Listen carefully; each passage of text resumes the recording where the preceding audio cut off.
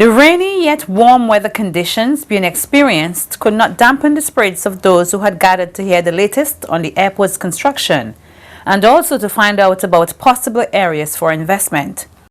Taking the floor first was Parliamentary Representative for the area, Honourable Frederick Stevenson, who noted that the constituency of South Windward would soon become one of the most progressive in the country. He implored residents to make the best use of the opportunities that would come. All of you who live in the surrounding areas of the Argyle International Airport would have to see to it that whatever developments take place in and around here, that you have to be a part of those developments. You cannot leave yourselves behind, and we cannot allow other persons to come in and to steal your joys. You belong to this constituency and this community, and it is important that as the airport develops and as we await the final stages of it, that the surrounding areas, the surrounding villages of Diamond, of Stubbs, of Argyle and Peruvian Vale and Baibu and so on, take on a new development look as well. The area representative also looked ahead to what he sees as future developments for the area. What would happen around here? It is my belief that there'd be increased tourism activities around here, and that when the airport is open, we would need apartments, we would have need for hotels, we would have need for shops and grocery stores, and Ms. Halbish would speak to some of those things in her address. We would need things, we would need for our farmers to become integrally involved in tilling the soil again, so that whatever we do and whatever developments come with the airport, that we and all of us are going to be a part of those activities. The government and friendly countries throughout the world have come together to assist St. Vincent and the Grenadines with the development and the construction of an international airport at Argyle. When we look back at Argyle 4 years ago, and we look at it now, we see the tremendous transformation that has taken place. I'm sure that some of us, if we didn't take any pictures before, we wouldn't remember what Argyle looked like before the construction, the start-up construction of the international airport.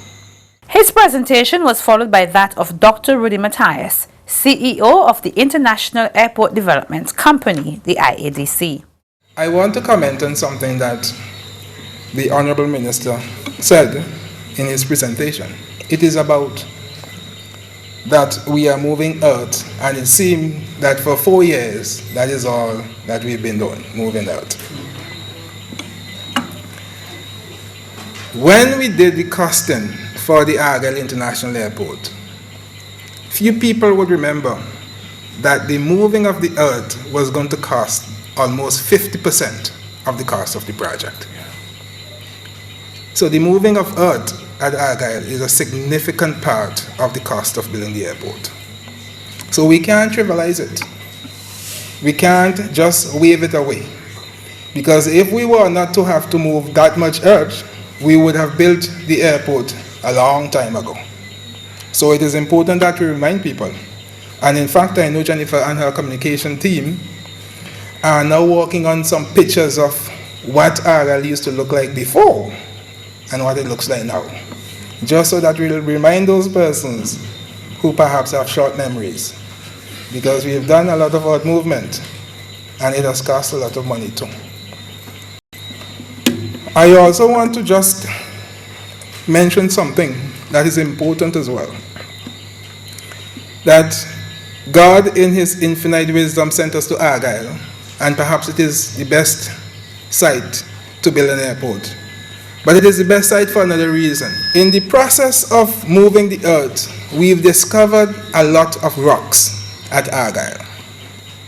But the discovery of the rocks is a good and a bad thing, because it cost us a lot of money to excavate the rocks in building the airport. We spent about $3 million already buying dynamite to blast the rocks to get Fort Hill down to where we wanted, and we are still working on that part of the runway. But one thing for sure, if we did not find rocks at Argyle, we would have had to bring rocks to Argyle. And can you imagine how much it would have cost us and how much it would have cost the people of St. Vincent if you had to bring rocks in these big trucks from Layu or from some distant point in St. Vincent to Argyle? Because you're going to need a lot of rocks in Argyle to pave the runway. The engineers and I just last week were reflecting on how lucky we are that in the process of building this airport, we found rocks. Though it is costly to mine, it is far cheaper to mine it than to have to pay to bring it to Argyle. So we should be grateful. In every dark cloud, there is a silver lining. But I want to talk about the silver lining tonight that the airport creates for this community and for the rest of St. Vincent and the Grenadines. We are building a project in your backyard. And as your good minister and area representative said, you have to make maximum use of it. You can't allow other people to come and suck the sweetness and you are right here standing and looking. You have to prepare yourselves to take part in whatever good. And we know there's going to be a lot of good coming out of the Argyle Airport project. In fact, the reason why we are spending money in building Argyle is not for Argyle Airport itself. We are not just building the airport because we want to build the airport. We are building the airport because we expect the airport will help our country to develop and grow. But that growth is not going to come automatically. People have to do something in order for us to achieve the benefits. In order for the potential to be realized, we all have to do something. So if we want our tourism product, and I'm sure Kim will talk about this when she comes to the microphone. If we want the tourism product to develop, we have the airport, but we are going to have to invest in the tourism product. And if you are as close as you are here now to Argyle, and if you are going to allow the visitors to come off their planes and to have to go to Villa, or to go to Cane Garden, or to go to Prospect to find a suitable room to stay, then you are going to be missing the boat. You're going to be missing the people. In fact, they're going to be driving by you. So you are here, you are in the first catchment area, and you must let your light shine so that when the visitors are passing, they can see, here is an opportunity for me to stay when I visit St. Vincent and the Grenadines. So there are opportunities for people in this community to invest in all sorts of hotels. I imagine as a small investor, you will be thinking more of the what we call the bread and breakfast. You know, the small hotels where you accommodate people and you give them some breakfast in the morning and they go about their business and they look after their meals, their lunch and their dinner. But that is an opportunity for a small businessman. I suspect there might be one or two persons in the audience who might be thinking a little bit bigger than small. So there are opportunities for everybody. There are going to be a number of persons working at the airport, and they are not all going to be coming from this catchment area. Some people will be coming from Leeward, and some people will be coming from distant parts of the Windward. And they may very well want to live in Argyle. They may not want to commute to and fro every day. So there are going to be opportunities for housing, apartments, and for new housing. So that those of you who are into construction may very well want to start thinking about perhaps developing a small housing estate that might appeal to people who are going to be working at the airport, who may want to settle in and around their work area. Because clearly, if you're working at Argyle, you wouldn't want to be driving 15 and 20 miles every day to and fro to go to work. And Stubbs, Victoria Village, Carapan, Argyle, Peruvian Vale, all of these are nice communities in which people can live. So there are opportunities here to start thinking about housing, either for rent or for sale, for people who are going to be working at the airport. Bars and entertainment. These are things that are going to become important. In fact, as the taxis, if you go to Grenada, as you drive from the airport in Grenada, what they call the Maurice Bishop International Airport now, all along the road, there are small hotels and bars, and you can't miss them. And I'm saying to you, as the closest community, and especially since most of the people who come to Argyle are likely to be going towards Kingstown, you are going to be having the first opportunity to see these persons and to impress them with whatever service you are offering.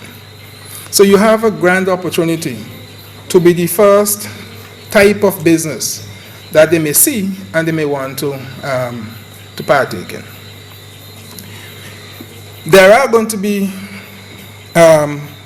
far more taxis now at the airport, and you can imagine that we are going to need red cab service, cleaning services at the airport, and you may very well find that there might be requirements for maintenance team, contract maintenance people. So these are areas where small business people can also start thinking about. We may also think about a limousine service, because there are some persons who may very well need that kind of service. So I'm thinking here about the kinds of small businesses, these kind of small opportunities in which you might want to invest or you may want to think about. Now, people who are really interested in business need not have me tell them in which businesses they should put their money. Because when you are inclined to business, you tend to see business opportunities on your own. And you have to, of course, evaluate them on your own too. But we are here to start the discussion tonight, and I'm here to help you think through the process of how you may want to go about, in which businesses you might want to go about investing your money. There are, of course, larger opportunities than the ones that I've mentioned. There is a grand opportunity for a business person or a group of persons to invest in and run the cargo terminal. We do not have a cargo terminal at Arnos Vale, but we have a dedicated cargo apron that can hold two of the Amerijet types simultaneously. So we are talking about an apron that can hold two Amerijets at the same time. So we are building, or we propose to build, a cargo terminal to service those planes when they bring the cargo. And we would be more than happy to enter into some kind of business relation with any firm that wants to invest and manage that cargo terminal. So this is one of the bigger type of investment opportunities that is available there now. There is the need for catering to the airlines. Of course, if British Airways comes here and has a 767 plane that has seating for about 390 persons, clearly if they are going to be leaving here, they are going to need food. And so I can imagine that they wouldn't be able to bring that food from wherever they're coming. They are going to have to replenish their supplies here. So there is going to be a demand for catering services to the airlines that are likely to be coming here. But I am only using British Airways. I am almost certain that all of the other airlines are going to need the service as well. Those of you who are into services for private jets, we have built or are in the process of building a fairly big general aviation area that is for private jets and for those planes that go between St. Vincent and the Grenadine Islands. And in that area, we are creating space for about 7 or 8 what we call aircraft hangars. That is where you can provide services to the jets and to the other private and general aviation people. And one of Any one of those hangars can also provide service to the people who are coming on those jets. This is a very lucrative thing for those persons who are involved in that kind of business. So we have opportunities for about 7 or 8 of those kinds of businesses to be established at Argyle.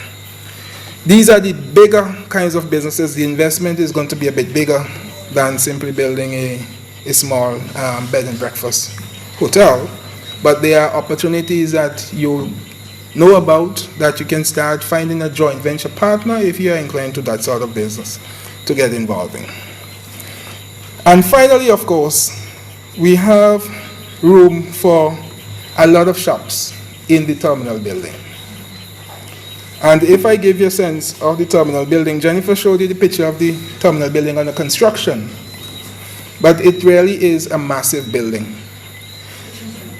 The building at Arnoldsville is about 25,000 square feet on 2 floors. We are building a terminal building now with 3 floors and total square footage of 145,000 square feet. The building is significantly, it is more than 6 times the size of the building that you have at E.T. Joshua.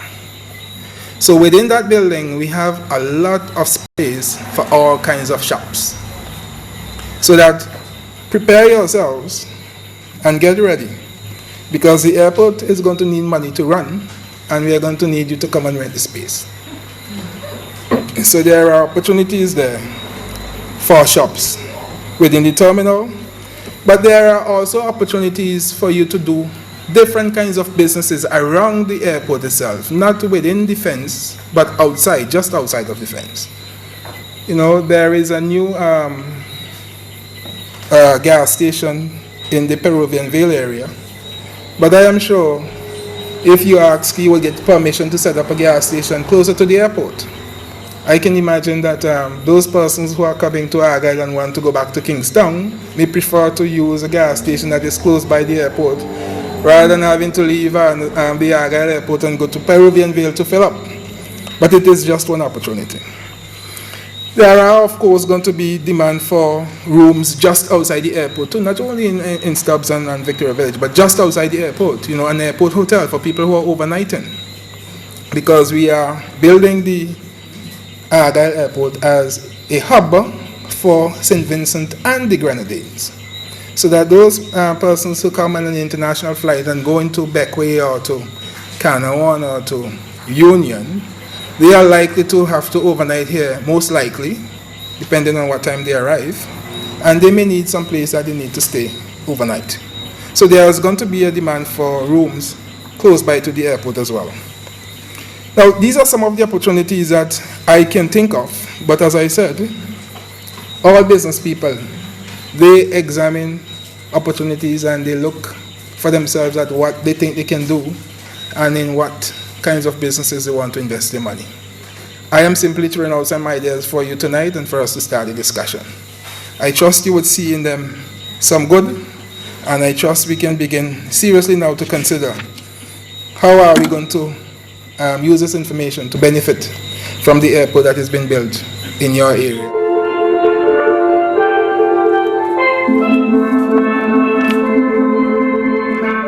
Join us again next time when we will bring you more presentations from the recently held Town Hall meeting in Stubbs. In the meantime, you can check us out on www.svgiadc.com, at Friends of the Argyle International Airport on Facebook, and IADC SVG on YouTube. You can also donate to the project at the Bank of SVG, account number 200884.